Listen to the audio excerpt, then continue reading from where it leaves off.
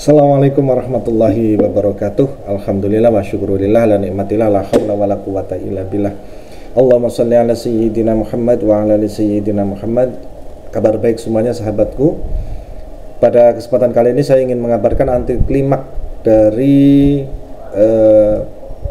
pembangkangan Bapak Lutfi bin Yahya dengan jatmannya, dengan yang berlegalitas baru, yang kemudian diselesaikan dengan rapat koordinasi di Hotel Bumi Surabaya pada tanggal 19 September 2024, yang rapat tersebut diselenggarakan atau koordinasi itu diselenggarakan secara tertutup.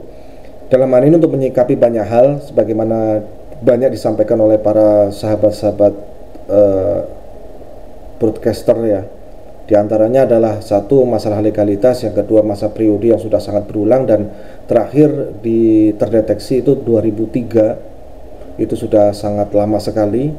Kemudian yang selanjutnya adalah surat pembangkangan yang sayangnya menurut saya sayangkan itu untuk level yang mendaku sebagai seorang ulama menerbitkan surat secara terbuka seperti yang dipublis.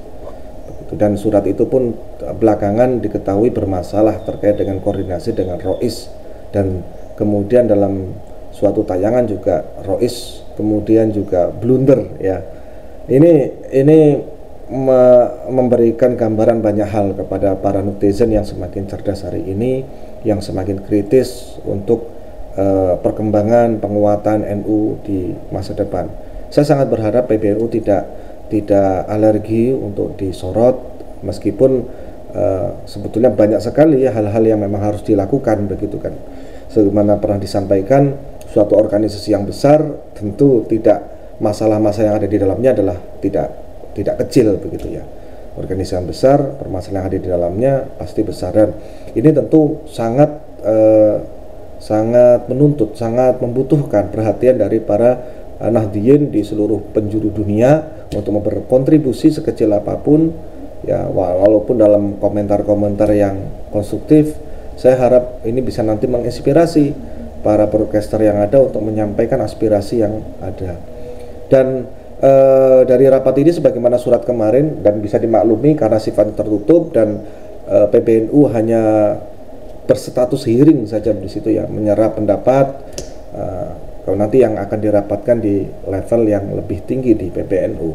Namun demikian sebetulnya ada beberapa catatan, mengingat masa periodisasi yang sudah berakhir, otomatis kepengurusan yang ada di daerah-daerah ini, baik yang wusto maupun yang ada di bawahnya, tentu ini juga bermasalah terkait dengan periodisasi pengurusan. Artinya nantinya berkat pembangkangan tadi itu, ini akan menurunkan sebuah PR yang sangat besar. Berarti di level idaroh, di level provinsi harus diperbaharui, di level cabang, di level kabupaten juga harus diperbaharui terkait dengan jatman ini sendiri.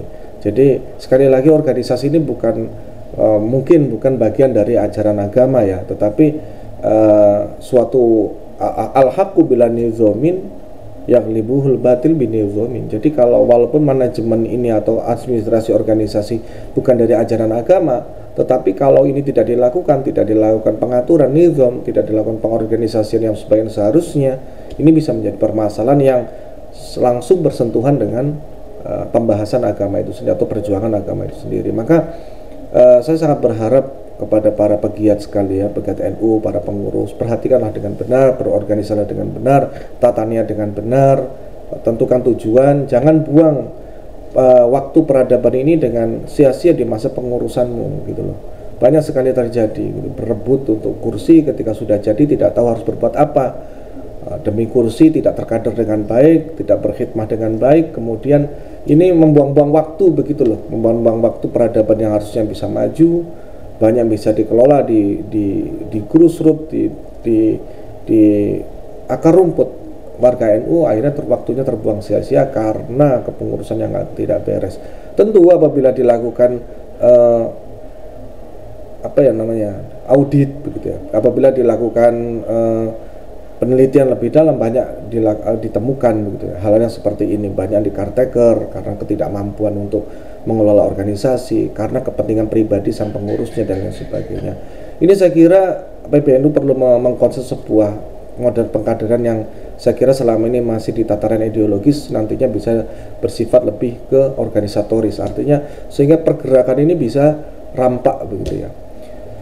Sahabat-sahabat sekalian, sebenarnya selain Jatman, pernah saya sampaikan ada beberapa yang organisasi yang di PBNU di level pusat yang dalam pandangan netizen atau Nahdliyin ini dipertanyakan begitu ya. Setelah kemarin Lazisnu dengan logo 212-nya yang dengan penunjukan ketuanya atas dasar Dzurriyyatun Rasul, yang konsep Dzurriyyatun Rasul sendiri sudah gugur begitu lah, bahwa Habib itu bukan keturunan Rasulullah. Maka kalau ketika penentuan hanya semata-mata Habib bukan karena profesionalisme atau bukan karena jenjang pengkaderan, maka ya ini aneh gitu. Ini ditunjukkan ketika Rakernas gitu, logo itu dipasang jelas-jelas di depan, ditonton orang banyak, disorot, bahkan di punggung ketua Tanfid sendiri itu terlihat.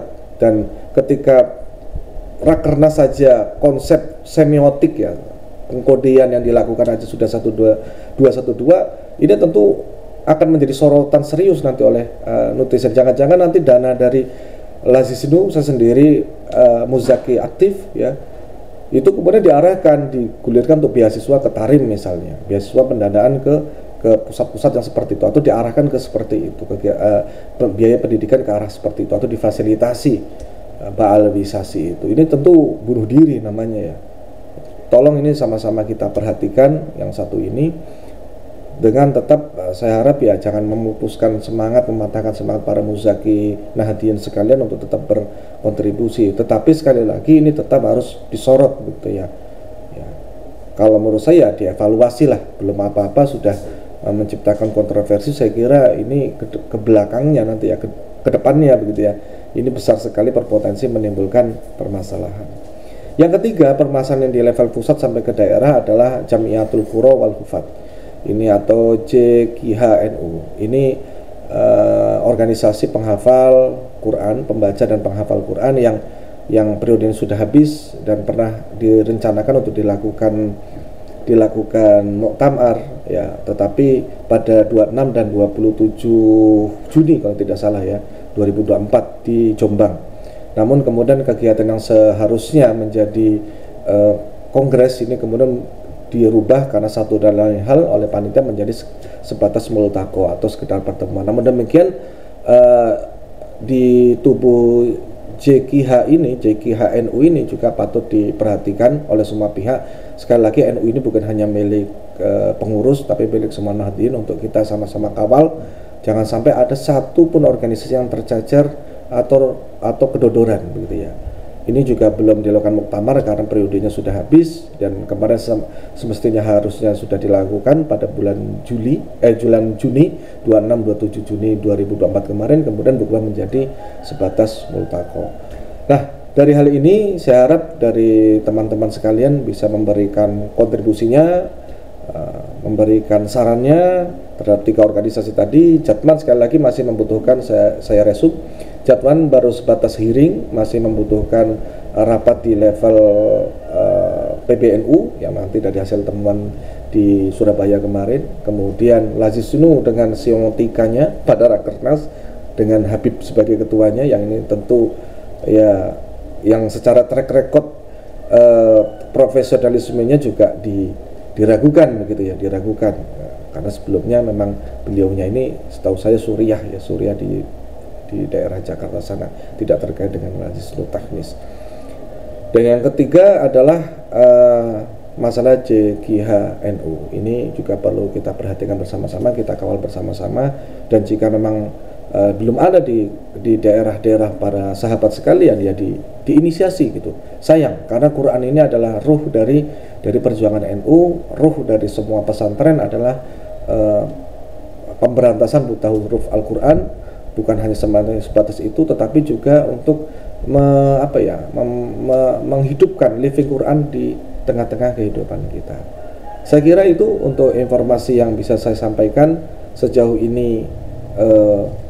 Masih dalam on progress.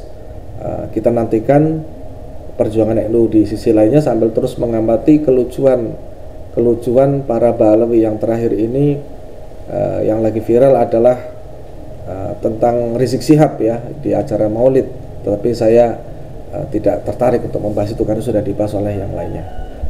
Terima kasih. Wallahu muwaffiq ila aqwamit thoriq. Assalamualaikum warahmatullahi wabarakatuh.